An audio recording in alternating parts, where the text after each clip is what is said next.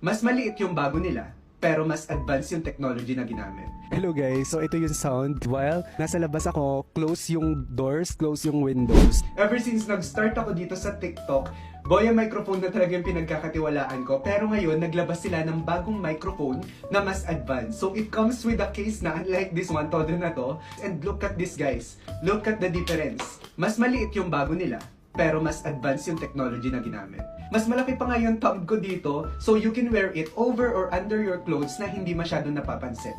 Look at this. Diba? Sobrang cute niya. So it comes with two microphones, and dito sa case niya, isa lang yung pwedeng ilagay na receiver, pero sa box niya, merong dalawa. So, meron tayong Type-C, saka meron din tayong iOS. But, since outdated yung phone ko, iOS pa rin tayo.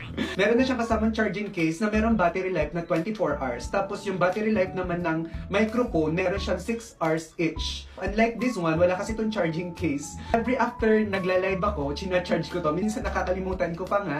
So, the other day, wala na akong ginagamit. So, magcha-charge pa ulit ako. So, look at this, pati yung receiver nila, nag-improve din, mas maliit na siya. Kaya ngayon, itry na natin itong bagong microphone ng Boya. So ito yung sound niya, while bukas yung aircon, nakabukas din yung electric fan, nakatodo siya number 3, tapos meron din tayo ditong electric fan. Hindi ko usually ginagawa to, ginaw na ako dito. But to test the noise cancellation. So ito yung ingay dito sa loob ng kwarto ko, while ginagawa ko tong video na to. Hopefully naririnig nyo.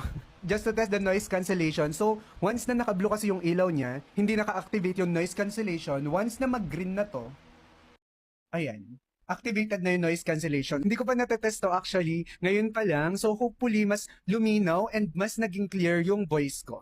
Sobrang ganda nitong ipang live, ipang gawa ng video, and you can wear it under or over your clothes na hindi masyadong napapansin. So ngayon naman, itest natin kung gano'n naman kalayo yung kayang abutin ng microphone and receiver na to. So iiwan ko dito yung phone sa loob ng kwarto ko, while ako naman lalabas. So tignan nyo ako sa labas ng bintana. While naka-close yung doors, naka-close yung windows ha. So tignan natin kung maririnig pa rin ako.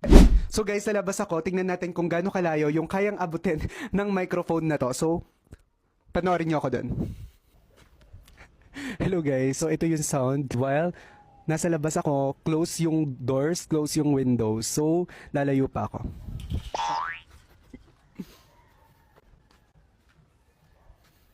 Hello, hello, hello, hello. Hello. So yun guys, di ba sobrang ganda pa rin ng tunog niya kahit nasa malayo, kahit nasa labas pa ako. Kasi meron siyang AI 2-level noise cancellation. So gamit ko pa rin siya until now, di ba di nyo napansin? Nandito siya sa dibdib ko. Itong microphone sa kayong receiver, once na kinabit mo yan, automatic pairing na. So wala kang na need pindutin, nakakonect na kaagad yan. Kung gusto mo lang